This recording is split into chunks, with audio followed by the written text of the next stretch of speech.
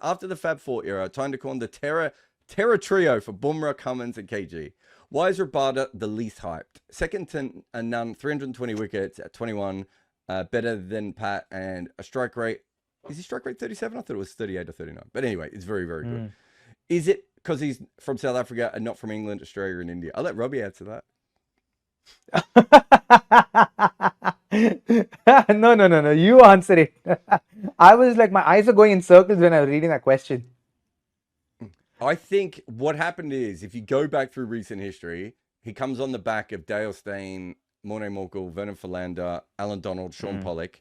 And so at this stage, there is a bit of a, they've got another really good bowler. I'm not even mentioning Intini or, I don't know if I mentioned Philander there as well. Like, they've had so many. Philander, and I think so good.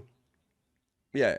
So there's an overlap of that sort of level of greatness where you kind of just take it for granted at a certain point.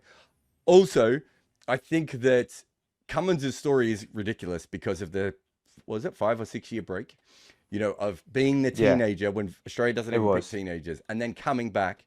And he's the captain, so it's a little bit different. And Bumrah is already probably the greatest all-format bowler that we've ever had, and is averaging less than 20. So if Rabada was doing this a couple of years ago, because I'll ask you this question. When Steyn was coming around, there was always a bit of Steyn versus Anderson, but no one really took it all that seriously because they were like, Anderson's great, but Steyn's still on another level. Whereas in Rabada's case, he's probably on the level of the other two guys, but not above it.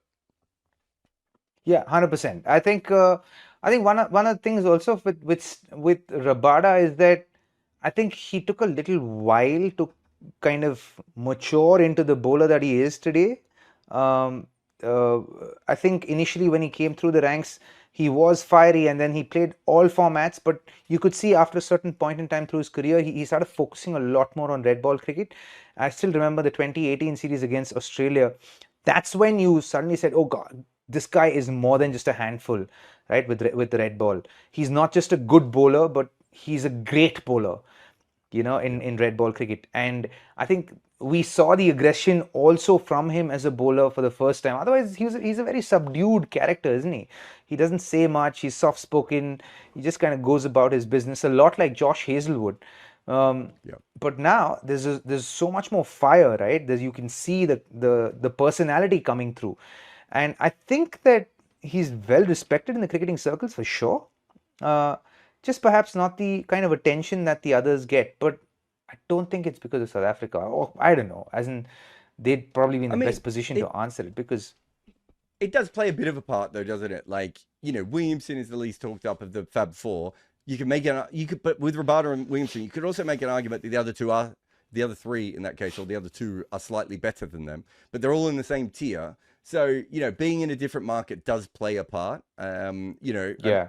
Jimmy Anderson ended up living up to the hype that England had for him. Can we actually put it like this, where some people just fell into the tier, and these guys like the Williamsons and Rabadas had to earn that tier? Yeah. Right? No, exactly. I'll give you a perfect example of this, which was when Babar Azam came through and made all those runs. All the Pakistani fans wanted him to be added to the Fab Four, and I was like, whoa.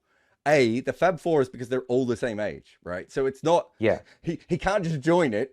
Like no one else, no one could join it, right?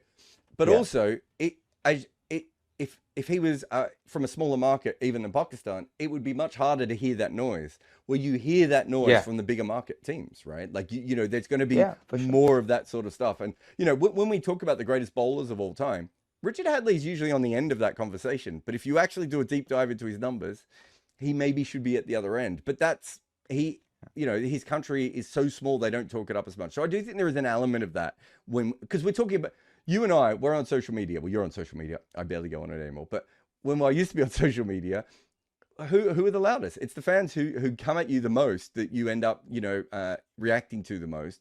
And so Rabada has never had the same level of push that I think that Cummins and Bumrah have had. And some of that is just the country he's from. Yeah, to a certain extent, also because of the whole conversation that goes around South African cricket with, I think even amongst the players or even amongst the the fraternity, there's a whole thing that we're not achieving what we can achieve for the potential we actually have because of the way the structure is built, right? and oftentimes that can be a burden on the people that it's actually supporting, you know.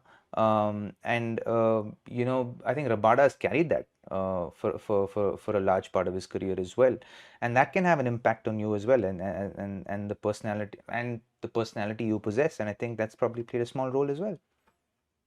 I also think that if you look at Stark and Cummins and Bumrah, and Anderson definitely fits into this, they weren't always in every format, or they weren't always playing in every series, partly because of the depth, which isn't a South African issue, but also within Rabada's such, and I think this is kind of what you meant there, he's such an important person politically for South African cricket. Yeah. Right? Like he really is exactly. an important person for the country, right? As much as he is for the cricket team. Yeah. And many times I've been looking at his workload, just going, give him a rest.